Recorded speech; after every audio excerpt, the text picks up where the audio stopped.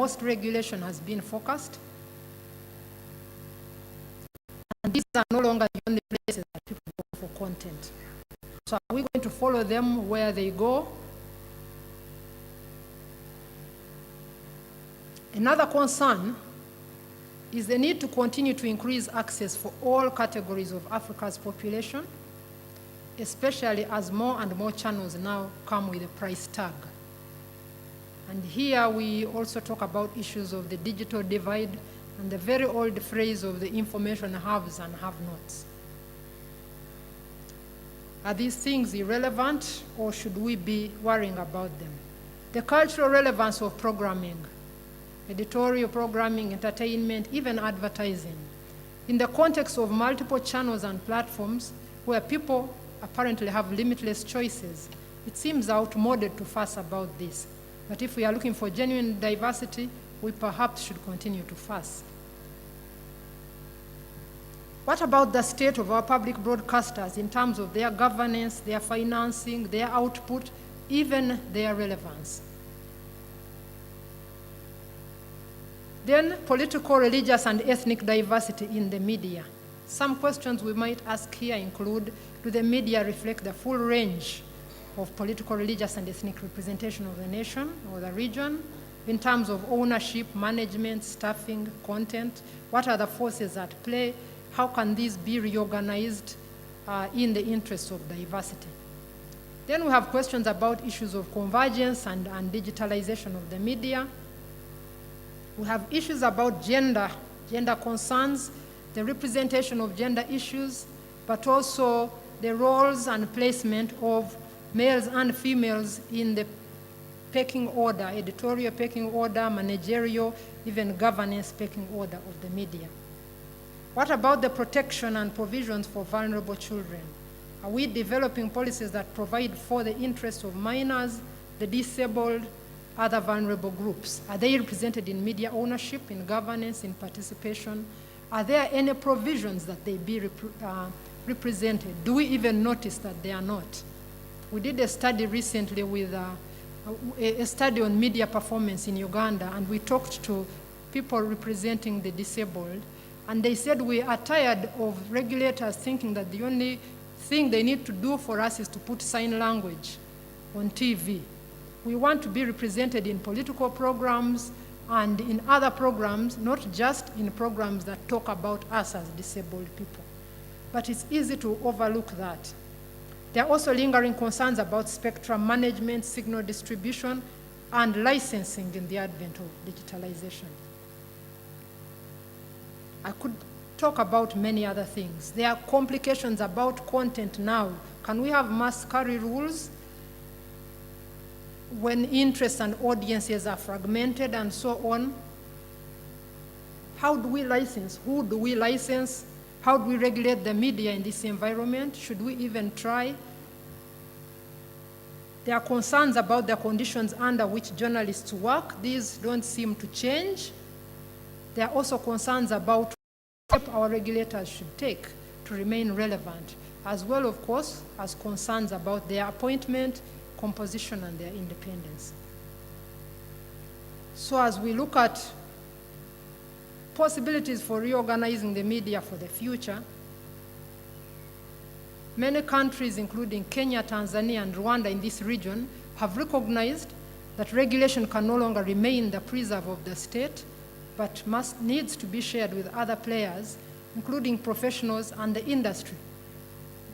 This has its strengths and it has its weaknesses, and you only discover them as you experiment with it.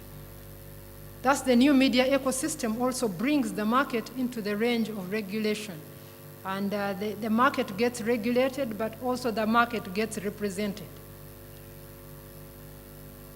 Somebody called Hitchens has said that modern day regulation should no longer look at discrete media, but at a media ecosystem. This relates to a community or organism which is living, changing, and adopting or disappearing. And it serves as a reminder that the regulatory response must also be adaptable and responsive. We should be able to ask questions about previously granted things.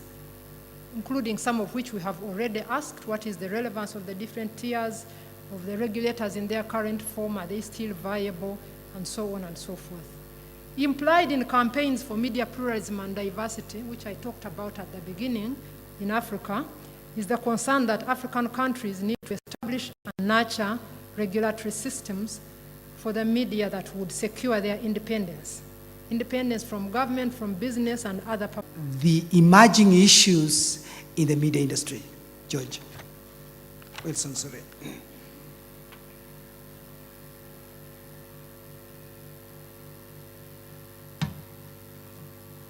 Thank you so much. Thank you to the Media Council and to Haron in particular for inviting us all to this wonderful event. To respond to Professor Chibita's paper or presentation, and as you have heard, it's been a very comprehensive paper. She has really covered the breadth and the depths of this topic. It's a broad topic, but also a very traditional topic. Each time that people gather at such events in Africa, the question of democracy, the question of pluralism, diversity is always coming up. To the extent that we ask, continue talking about this topic. Do we have enough justification to keep this topic on the agenda? The other day, I was talking to a colleague of mine, a professional colleague of mine, and I was saying that I'm going to be speaking at one of the panels at the Media Council conference, and I will be speaking to the topic of democracy, media democracy, diversity, and pluralism. And he said, that is so archaic a topic. And, you know, his response raised a number of questions in my mind. I was just wondering, do we have a justification to keep this topic on the table? I think Professor Chibita's paper helps us to see that, yes, indeed, there are enough justifications to keep this topic on the table. Yesterday, one of the government officials who spoke here, precisely, I think specifically the Kenya secretary, principal secretary in the Ministry of Information and Communication, was saying that since we have a new constitution which guarantees or which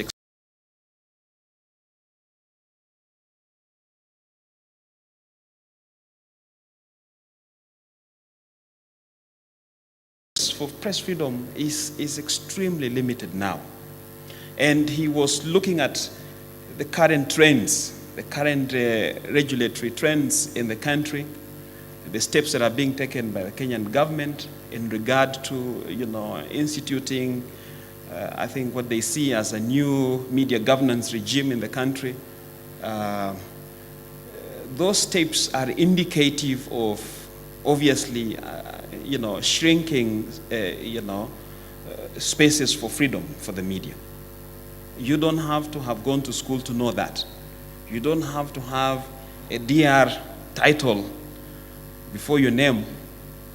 I don't know if Kabishenga is around this morning, to know that that is really the position. So we're seeing movements in our context, new constitutional orders, specifically so in the Kenyan case. A new constitution that is that has been applauded as one of the most progressive in Africa and the world, but also that we're seeing the tensions regarding what the state wants and what that constitution says. How do we move forward? I think that is how this topic then remains relevant.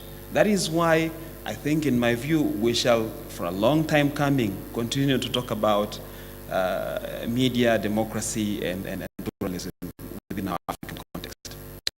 Yesterday also, one of the speakers alluded to the fact that challenges that stand in the way of, you know, our dream or our aspiration to achieve diversity. So I want to just to bring attention to those by just outlining them again.